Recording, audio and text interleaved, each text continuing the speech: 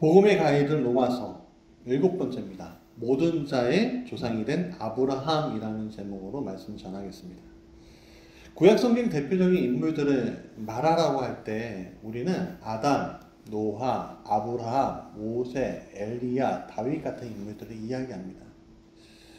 그들은 하나님의 사람, 믿음의 사람이라고 얘기하는데요. 그런데 성경의 인물들은 사실은 처음부터 완벽하고 대단한 사람으로 태어난 것은 아닙니다.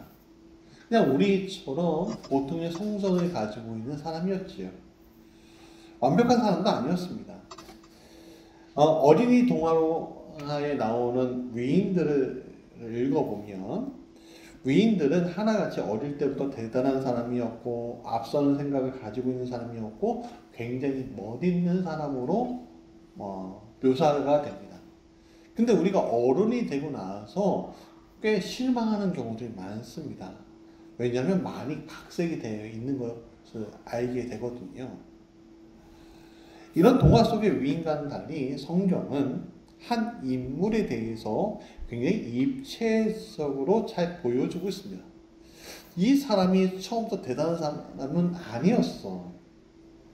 하나님으로 인해서 믿음의 사람이 된 거야 라고 보여주는 과정들이 있지요. 그래서 성경 속의 인물들은 성경적 목적에 의해서 묘사가 되어 간 겁니다. 목적이 있는 거예요. 그래서 성경의 주인공은 거기에 기록된 사람들이 아니라 바로 하나님이십니다. 하나님으로 인해서 한 인물이 복을 받고 쓰임받는 과정들이 나타나져 있는 거죠. 그 중에서 성경은 가장 주목하고 있는 한 인물을 말해주는데 그 사람은 바로 아브라함입니다. 오늘 우리에게 쏟아지는 각종 서적에서 말하는 성격, 재물관, 성공관을 본받으라는 것이 아니라 가장 은혜를 많이 받은 사람을 뒤따라가라고 이야기하고 있는 중입니다. 은혜라는 게 뭐죠? 선물같이 오는 복을 얘기하는 거지요. 아브라함은 근동의 작은 부족의 족장이면서 아직 후계자도 없는 한 평범한 남자였습니다. 근데 성경은 그 사람을 주목하라고 합니다. 왕이었던 것도 아닙니다. 대단한 재력을 가지고 있는 것도 아니었습니다. 그런데 그 사람을 주목하라는 성경의 이야기. 참 이상하지요?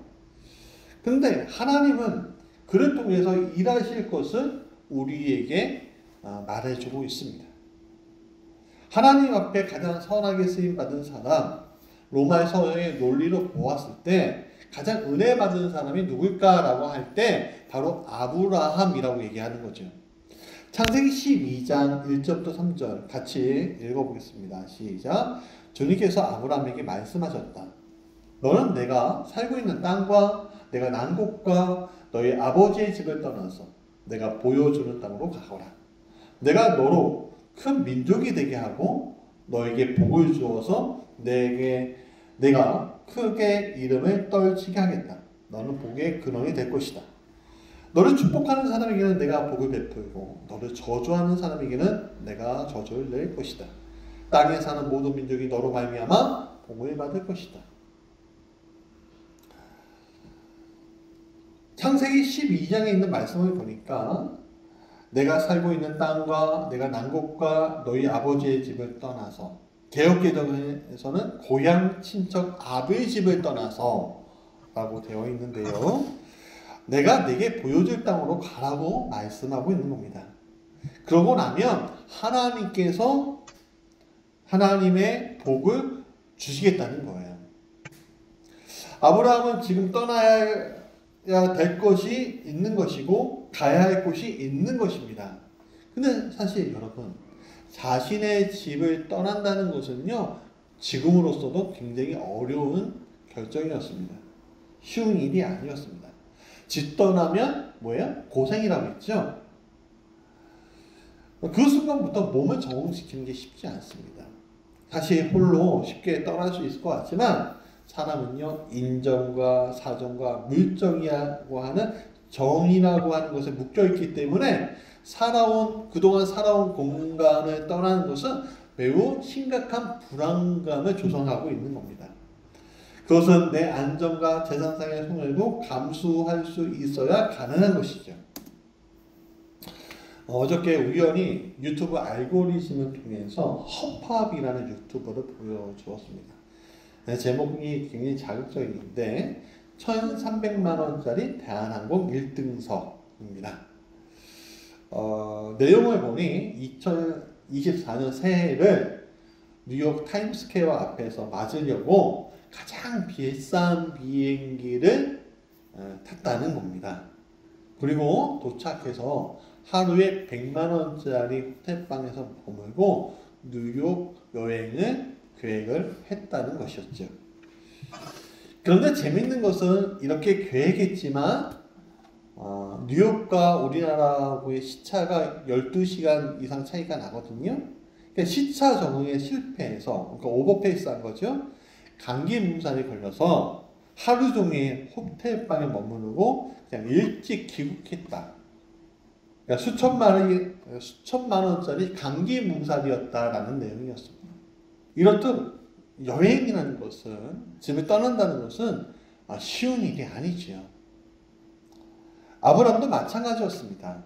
떠나라. 보여줄 땅으로 가라. 근데 사실 하나님이 보여줄 땅은 보이지 않는 땅이었습니다. 동으로 갈지 서로 갈지 북으로 갈지 남으로 갈지 알려주지 않으셨습니다. 정확하게 그 지경이 있는 곳이나 할까라는 거예요. 우선 짐 챙기라는 거예요. 우선 떠나라는 거예요. 보이지 않는 그 땅을 너에게 주겠다는 거예요. 떠나는 것도 어려운데 알지 못하는 곳으로 방향을 잡아서 찾아가는 것은 너무나 쉬운 일이 아닙니다. 여러분, 비행기를 타면 목적지가 있죠. 배를 타도 목적지가 있습니다. 버스를 타도 목적지가 있습니다. 어디에서 내릴 것이다 라는 목적지가 있는 겁니다. 근데 이렇게 보여지는 목적지가 아니라 아브라함의 목적지는 하나님이 보여주신, 지금은 보이지 않는, 이름도 없는 목적지였습니다. 너무나 어려운 것이죠. 대항해 시대를 열었던 콜럼버스와 같은 개척자들이 있습니다. 콜럼버스는 지구는 둥그니까 무조건 서쪽으로 가면 인도를 만날 겁니다 라는 확신을 가지고 항해를 했습니다. 어떻게 가야 할지 확실하지 않은 채 가다가 신대륙을 만나게 된 거지요. 그런데 오늘 아브라함은 자기의 고향을 떠나서 그 길로 가려고 하는 것입니다.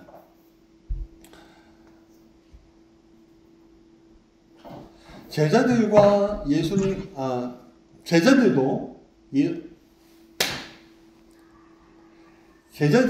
예수님 부르셨을 때 자신이 가지고 있는 배와 부친을 버려두고 갔습니다.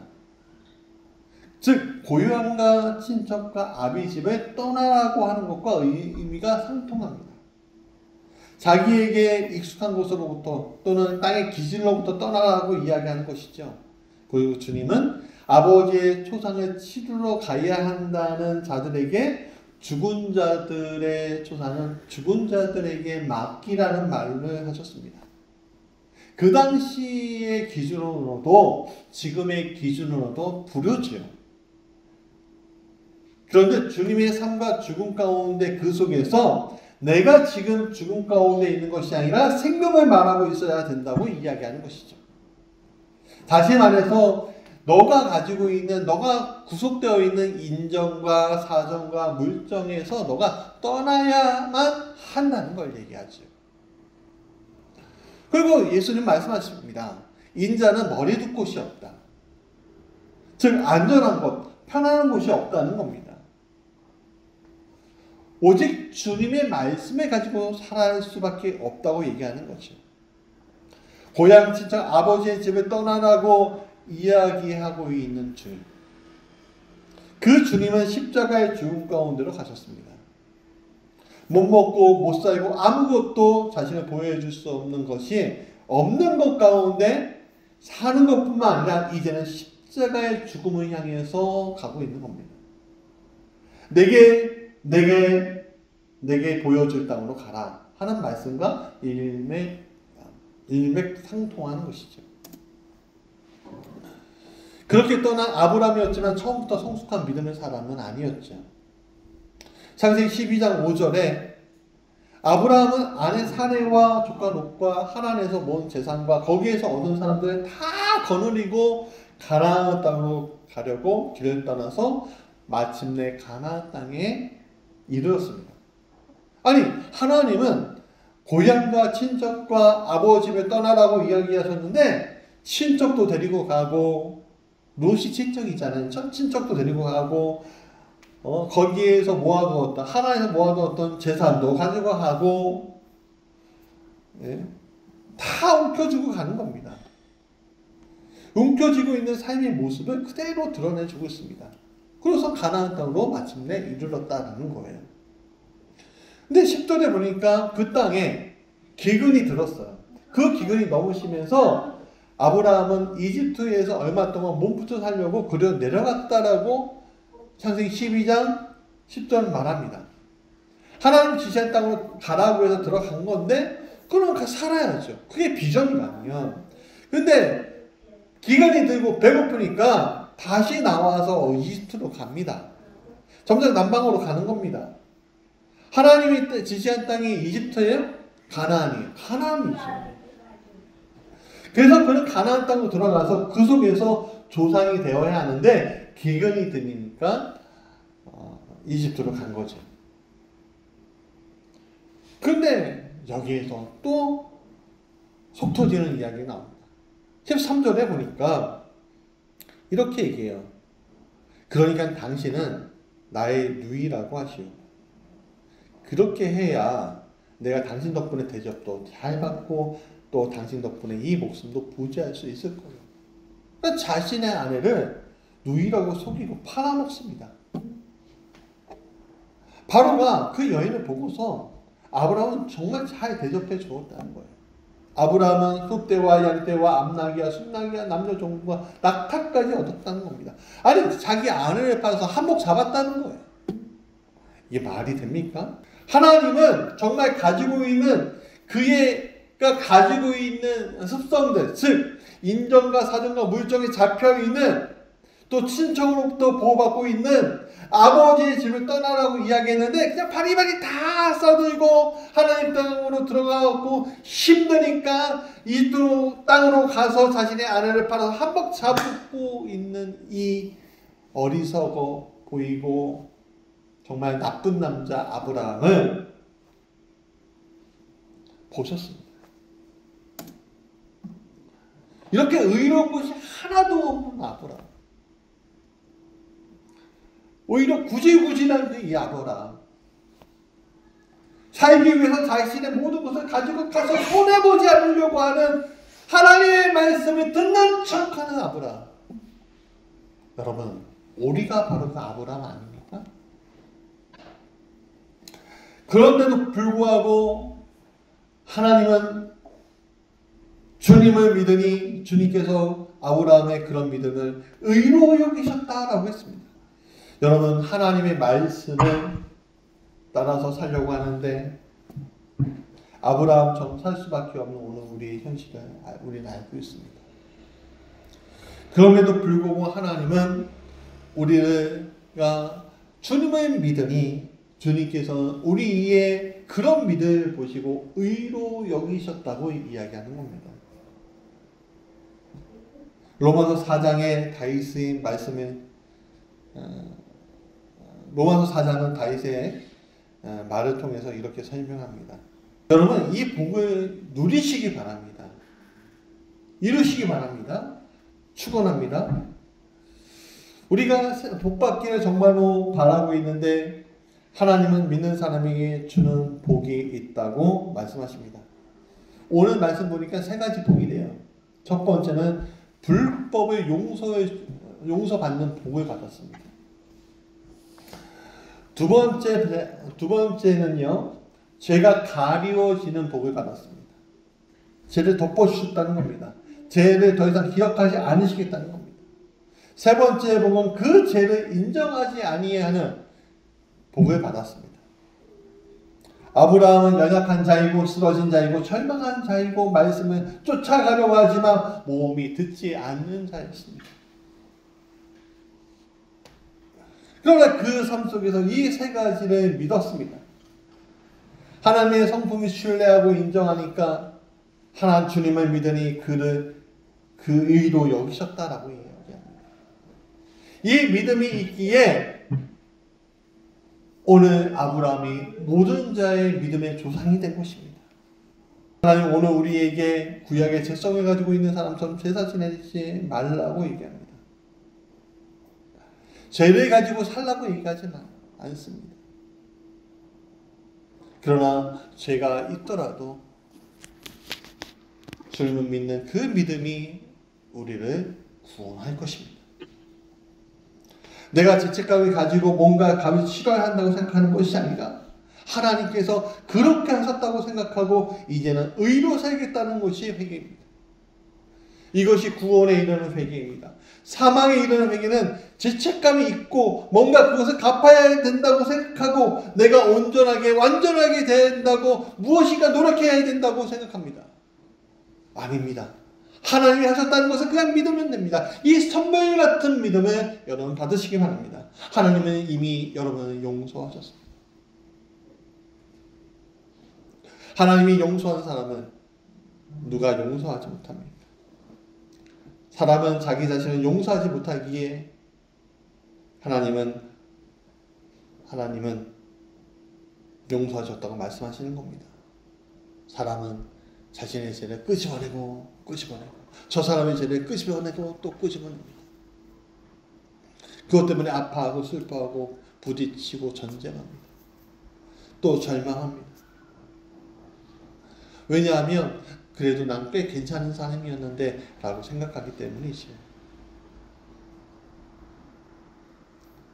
그러나 그 괜찮은 생각이었다는 이야기는 우리에게는 굉장히 큰 함정입니다.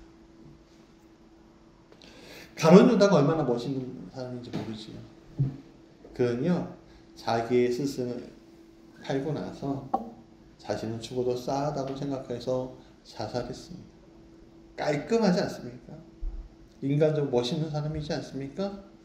그런데 베드로는 굉장히 구질구질하게 죽지도 않고 게다가 스승을 팔았다고 생각하는 것 때문에 괴로워하는 것도 아니고 그냥 가서 일했습니다. 십자가의 그 현장에서 나오지도 않은 채 도망다녔는데 그리고 주님이 오시니까 주님 아시죠? 주님 아시잖아요. 그렇게 말합니다. 그랬더니 주님은 그를 다시 회복시켜 주십니다. 다시 그를 쓰시겠다고 하십니다. 우리가 죄 가운데 삽니다. 어쩌면 우리는 무너진 사람처럼 살고 있습니다. 근데 주님이 오는 무너진 사람들 속에서 꽤 괜찮은 사람으로 우리를 만들고 있다라고 얘기하고 계십니다. 그런 의미에서 하나님을 믿는 사람들은 못 먹어도 고인 거죠. 하는데 또 어떤 사람들은 좋게 가지 못합니다. 맞고 가는 사람이 있습니다. 11에서 12장에 보면은 하나님은 하나님의 자녀를 사랑하시기 때문에 징계하시겠다고 말씀하셨습니다. 그냥 때려서라도 가겠다는 거예요. 왜? 구원해야 되니까. 두 번째는 질질 끌려가는 사람이 있습니다. 아브라함은 하나님의 말씀에 잡혀가는데 다 바리바리 싸들고 질질 끌려가는 사람이었습니다. 세 번째는 주님과 함께 동행하는 사람이 있습니다. 어차피 갑니다. 하나님은 하나님의 사람들을 반드시 견인해 나가십니다. 하나님은 반드시 하나님의 사람으로 만드실 겁니다. 맞고 갈지 끌려갈지 동행할지는 우리가 선택하는 것이죠. 오늘 우리에게 주시는 하나님의 믿음은 하나님께서 덮어주신 것에 대해서 더 이상 그 죄를 인정하지 않는 것에 대해서 믿고 하나님의 성품에 기대어 하나님의 성품을 신뢰하고 그렇게 쫓아가라고 하시는 말씀입니다. 그런 의미에서 아브라함은 모든 믿는 자의 조상이게 되는 것이죠. 그래서 아브라함이 주인공이 아니에요. 아브라함의 믿음을 통해서 하나님의 능력, 하나님이 주인공이 되어 주시는 거죠. 그래서 내 인생, 내가 주인공처럼 사는 것이 아닙니다. 내 안에 계신 믿음을 통해서 하나님이 주인공이 되어 주셔서 사는 것, 성경대로 살아가는 것이 오늘 내 삶이 되어야 한다는 것이죠. 내가 주인공이 아닌데 주인공처럼 하려고 하면요, 참 괴롭고 힘듭니다. 될 일도 안 됩니다. 근데 내가 조여인 것을 알고 하나님을 주인공으로 세우면요, 하나님 주인공은 나를 명품 조연으로 세워주십니다. 제3의 믿음이 우리 가운데 있다는 것은 정말 엄청난 능력입니다. 가장 중요한 사람이 복이 무엇이냐 하면 하나님이 죄를 인정하지 않고 기억하지 않으시고 그것을 덮어주시겠다고 하시는 복입니다. 이 아브라함의 믿음이 있어야 합니다. 아브라함은 찌질한 사람이었습니다. 그런데 그의 안에 하나님이 계시기 때문에 그는 가장 큰 복이 사람이 되었습니다. 아브라함 속에 일하시는 하나님을 보셔야 합니다. 인간 아브라함은 존경할 만한 것이 하나도 보이지 않는 사람이라는 것입니다. 내가 오늘 모든 것을 할 수 있다고 생각하는데 아무것도 할 수 없습니다. 그런데 내 안에 계신 주님께서 일하시니까 내가 무엇인가 할 수 있는 사람이 되는 겁니다. 그래서 everything, nothing, something.